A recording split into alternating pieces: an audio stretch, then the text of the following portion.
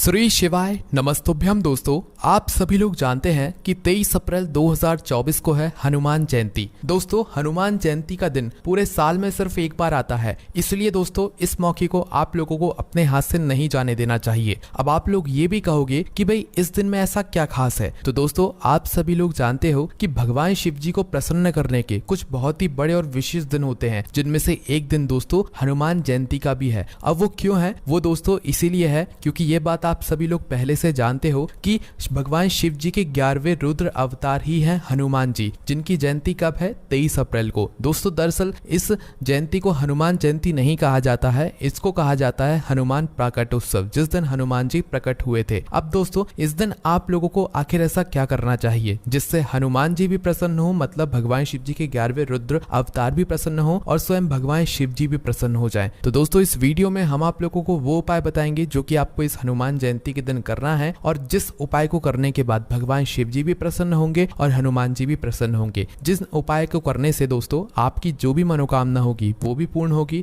जो भी दुख और परेशानी होगी वो भी दूर होगी। इस बार की जो हनुमान जयंती है वो बहुत ही ज्यादा खास है, क्योंकि इस बार की हनुमान जयंती मंगलवार के दिन ही पड़ रही है, और मंगलवार का दिन स्वयं हनुमान जी का ही होता है। इसलिए दोस्तों ये दिन बहुत ही बड़ा और विशेष है। इस दिन को आप लोगों को अपने हाथ से बिल्कुल भी नहीं जाने देना चाहिए। तो चलिए दोस्तों, हम लोग जानते हैं कि आपको इस हनुमान जयंती के दिन कैसे हनुमान जी को प्रसन्न करना है और अपने काम में सफलता पाना है या अपनी मनोकामना पूर्ण करवाना है। साथ ही में इस हनुमान जयंती के दिन आपको भगवान शिव जी को कैसे प्रसन्न करना है, ठीक है। तो उपाय जो है वो हम आपको बताएंगे, पर उससे पहले हनुमान जयंती से जुड़ी हुई कुछ ऐसी बातें हम आपको बता देते हैं जो कि हर व्यक्ति को, जो कि भगवान में विश्वास करता है, भगवान हनुमान जी को मानता है, भगवान शिव जी को मानता है, उसको जरूर सुननी चाहिए। देखिए, सबसे पहली चीज, हनुमान जयंती के दिन या हनुमान प्राकटोत्सव के दिन आप लोगों को क्या करना है, हनुमान जी की भक्ति आराधना करना है। हनुमान जी की भक्ति आराधना करने के लिए सबसे पहली चीज आपके मन में यही आएगी कि हनुमान चालीसा, है ना, क्योंकि हनुमान चालीसा में ऐसे ऐसे शब्द होते हैं जिन शब्दों से हनुमान जी हमसे प्रसन्न होते हैं। भले ही वो शब्द हमें समझ ना आते हो, पर उन शब्दों से भगवान हनुमान जी प्रसन्न हो जाते हैं। तो इसीलिए दोस्तों जो भी यह वीडियो देख रहा हो वो हनुमान जयंती के दिन सुबह सुबह जल्दी स्नान करके हनुमान जी की भक्ति में लग जाना। हनुमान जी की भक्ति में कैसे लगोगे, अपने ही घर के पूजा मंदिर में, जहां पर आपके घर में भगवान जी विराजित हैं, वहां पर आना। वहां पर आने के बाद सबसे पहले आप हनुमान जी की कोई एक तस्वीर, मूर्ति जो भी हो वो आप अपने सामने रखना। उसके बाद में इस मूर्ति की जो है आप लोग पहले पूजन करना। पूजन करने के बाद जो है आप लोग अपने आसन लगाकर जो है हनुमान चालीसा का पाठ करना। देखो, वैसे हनुमान चालीसा के अब बहुत सारे लोग प्रश्न करेंगे कि कितने पाठ हमें हनुमान जयंती के दिन करना चाहिए। तो देखो, हम यहाँ पर आपसे बस इतना ही कहेंगे कि आपकी जितनी क्षमता हो आप उतने हनुमान चालीसा के पाठ कीजिए, पर जो भी हनुमान चालीसा का पाठ आप कर रहे हैं वो सही तरीके से कीजिएगा, इस बात का आप लोग ध्यान रखिएगा, ठीक है। वैसे अगर आप लोग पूछें तो हम आपसे यही कहेंगे कि 11 हनुमान चालीसा के पाठ भी आप लोग कर सकते हैं। वैसे कोई इसके नियम नहीं है कि भाई आप 51 भी कर सकते हो, आप 108 हनुमान चालीसा का भी पाठ भी कर सकते हो, आप 5 भी कर सकते हो, 7 भी कर सकते हो, 1 भी कर सकते हो, ठीक है। आपकी जितनी क्षमता हो आप उतने हनुमान चालीसा के पाठ इस हनुमान जयंती के दिन जरूर कीजिएगा। इससे हुआ क्या, भगवान हनुमान जी आपको बल प्रदान करेंगे, आपको शक्ति प्रदान करेंगे, और आपकी जो भी जीवन में दुख और परेशानी आ रही होंगी ना, वो अपने आप ही दूर हो जाएंगी इस हनुमान चालीसा के पाठ से। क्योंकि इस हनुमान चालीसा में ऐसे ऐसे शब्द होते हैं जो भले ही आपको समझ ना आए, पर वह हनुमान जी समझ जाते हैं और आपके जीवन से दुख और परेशानियों को अपने आप दूर भी कर देते हैं। तो दोस्तों ये बात आप लोग समझ गए। हनुमान जयंती के दिन आपको हनुमान चालीसा का पाठ जरूर करना है, क्योंकि यही एक वो चीज है जो कि हनुमान जयंती के दिन अगर आप लोग कर लेते हो ना, या हनुमान प्राकट उत्सव के दिन आप लोग कर लेते हो, तो आपके जीवन से दुख और परेशानी जानी ही जानी है। क्योंकि हनुमान जी से सभी डरते हैं, दुख और परेशानियां तो छोड़ो, बड़ी से बड़ी दुविधा भी डरती है ना। तो चलो दोस्तों, अब हम बात करते हैं भगवान शिव जी को प्रसन्न करने वाले उस एक धतूरे वाले उपाय के बारे में, ठीक है। जिस धतूरे के फल से अगर आप लोग ये वाला उपाय हनुमान जयंती के दिन मंगलवार के दिन कर लेते हो ना, आपके जीवन में चाहे जो आपकी मनोकामना हो, चाहे जो आपकी दुख और परेशानी हो, चाहे जो आपका काम ना बन रहा हो,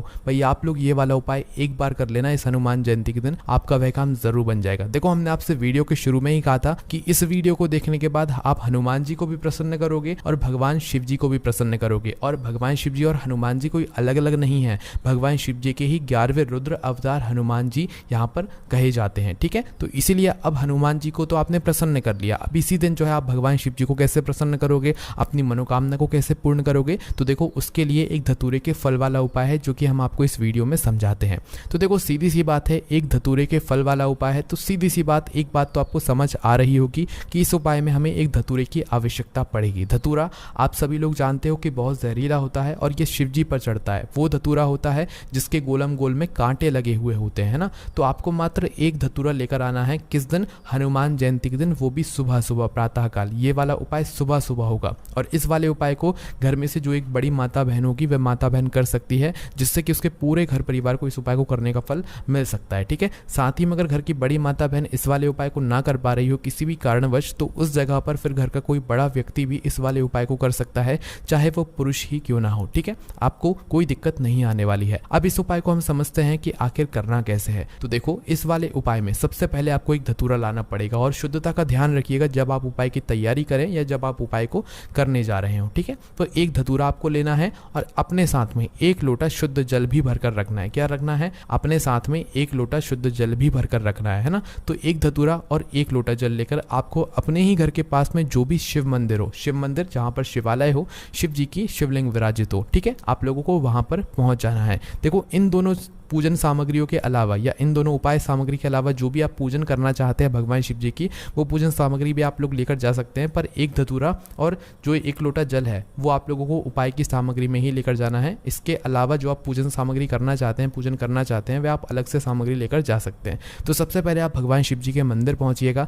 मंदिर पहुंचने के बाद भगवान शिव जी के दर्शन करिएगा। दर्शन करने के बाद आप शिव जी की शिवलिंग के पास में बैठ सकते हैं। अब दोस्तों, यहाँ पर हम आपको एक बात बता दें कि आप इस उपाय को जितना जल्दी सुबह हो सके उतना जल्दी करने की कोशिश करना। बाकी 10, 11, 12 बजे तक भी अगर उपाय करोगे तो भी कोई दिक्कत वाली बात नहीं है। इस उपाय को आप शाम के समय प्रदोष काल में नहीं कर पाओगे, क्योंकि इस उपाय में हमें शिव जी की शिवलिंग के ऊपर जल चढ़ाना है। ठीक है। तो जैसे ही आप लोग शिव जी के मंदिर में प्रवेश करते हो, भगवान का आशीर्वाद लेते हो, उसके बाद में शिवलिंग के पास में आप लोगों को बैठ जाना है। ठीक है। शिवलिंग के पास में बैठने के बाद दोस्तों, अब आपको यहाँ पर उपाय की शुरुआत करना है। ठीक है। उपाय को शुरू करना है। उपाय को कैसे शुरू करोगे? तो देखो, सबसे पहली चीज हम लोग अपने साथ में क्या लेकर आए हुए हैं? धतूरा। क्या लेकर आए हुए हो? धतूरा। ठीक है। अब इस धतूरे को ऐसा नहीं है कि शिवलिंग पर जाकर चढ़ा देना है, और ऐसा भी नहीं है कि आप जो एक लोटा जल अपने साथ में लेकर आए हुए हो, इस एक लोटे जल को आप सीधा भगवान शिव जी की शिवलिंग पर जाकर चढ़ा दो। उपाय को करने में जो है यही दो सामग्री लगने वाली है, इसलिए आपको उपाय को थोड़ा अच्छे से यहाँ पर समझना होगा। तो देखो, यहाँ पर जो आप धतूरा लेकर आए हुए हो, इस धतूरे को आप लोग फोड़ लो। फोड़ने का मतलब है कि उसे बीच में से खोल लो।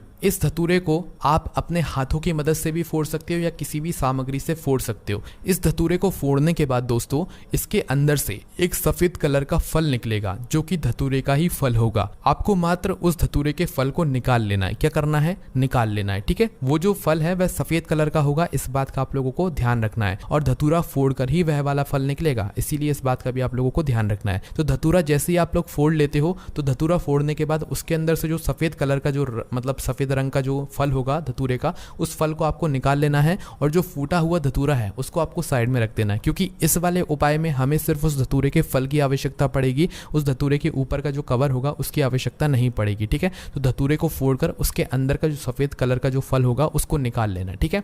अब निकालने के बाद दोस्तों क्या करना है आप लोगों को कि इस धतूरे के सफेद कलर के फल को आपको भगवान शिव जी की शिवलिंग के ऊपर चढ़ाना है। कहां पर चढ़ाना है? भगवान शिव जी की शिवलिंग के ऊपर चढ़ाना है इस धतूरे के फल को सबसे पहले। अब आप ये मत कहना कि भाई पहले हम जल चढ़ाएंगे या पहले हम उपाय की सामग्री चढ़ाएंगे। तो पहले आपको जल नहीं चढ़ाना है, पहले आपको यही धतूरे का फल शिवलिंग के ऊपर चढ़ाना है। ठीक है। भगवान शिव जी का नाम लेते हुए शिवलिंग के ऊपर इस धतूरे के फल को चढ़ा दिया आप लोगों ने। अब चढ़ाने के बाद दोस्तों क्या करना है? अपना वह एक लोटा जल निकाल लेना है जो कि आप अपने साथ में लेकर आए हुए हो, है ना। अब इस एक लोटे जल को क्या करना है आप लोगों को? भगवान शिव जी की शिवलिंग के ऊपर, इसी धतूरे के फल के ऊपर आपको एक धारा से धीरे धीरे करके समर्पित करते जाना है, वो भी भगवान शिव जी का नाम लेते हुए। समझ गए आप लोग कैसे करना है? कि वह धतूरे का फल पहले शिवलिंग पर चढ़ाना है, फिर उसी धतूरे के फल के ऊपर आपको अपना वह एक लोटा जल धीरे धीरे करके एक धारा से शिव जी की शिवलिंग के ऊपर शिव जी का नाम लेते हुए चढ़ाते जाना है। जैसे ही आपका वह पूरा एक लोटा जल चढ़ जाए उस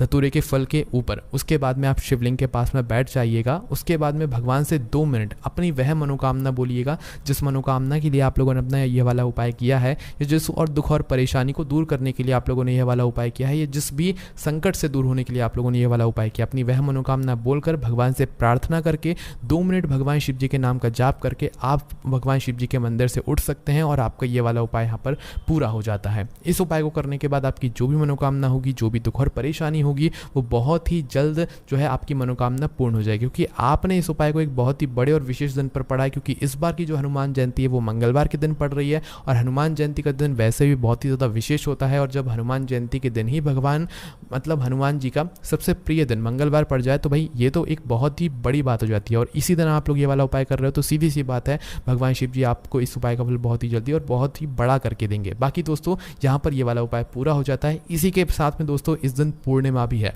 तो पूर्णिमा के दिन भी आप लोगों को जो है क्या करना चाहिए, अपने घर में शाम के समय या सुबह के समय मुख्य रूप से शुद्ध देसी गाय के दूध की चावल की खीर भी ज़रूर बनानी चाहिए। अब इस वीडियो में आप लोगों को जो है बहुत सारी चीज़ें मालूम पड़ गई हैं। इस दिन आप लोग भगवान शिव जी को आसानी से प्रसन्न कर पाओगे, अपने जीवन से दुख और परेशानियों को बहुत आसानी से दूर कर पाओगे। तो उसके लिए सबसे पहले आप अपने घर में सुबह या शाम कोई भी एक टाइम तो विशेष रूप से अपने घर में चावल की शुद्ध देसी गाय की दूध की खीर ज़रूर बनाइएगा। और उस खीर को सबसे पहले अपने घर में जो लड्डू गोपाल होंगे उनको भोग लगाइएगा। पूर्णिमा के दिन जिस घर में खीर बनती है भाई उस घर में कभी लड़ाई झगड़ा नहीं होता है, सुख और शांति बनी रहती है। तो शुद्ध देसी गाय के दूध की चावल की खीर बनाकर उसको थोड़ा सा निकालकर लड्डू गोपाल को और अपने घर में सभी भगवानों को भोग लगाकर फिर उस खीर को आप घर के सभी सदस्य खाना। आप खुद कहोगे कि भाई उस खीर का जो स्वाद था वो बहुत ही अलग था और उसमें भगवान का जो है आशीर्वाद भी यहाँ पर छिपा हुआ था, और आपके घर में सुख और शांति भी बनी रहेगी, क्योंकि पूर्णिमा के दिन आप इस खीर का भगवान को भोग भी लगा रहे हैं और इस खीर को जो है अपने घर परिवार के सभी सदस्यों में ग्रहण भी करा रहे हैं। बाकी दोस्तों यहाँ पर ये वाला उपाय पूरा हो जाता है। इस उपाय को करने में अगर आपको कोई भी दिक्कत समस्या परेशानी आती है तो उसे हमसे कमेंट करके पूछ सकते हैं। हनुमान जयंती से जुड़ी हुई हमने आपको सारी जानकारी दे दी है। बाकी आपके मन में कोई भी प्रश्न है तो उसे हमसे कमेंट करके पूछ सकते हैं। ओम नमः शिवाय, जय बोले बाबा श्री शिवाय, नमस्तुभ्यम।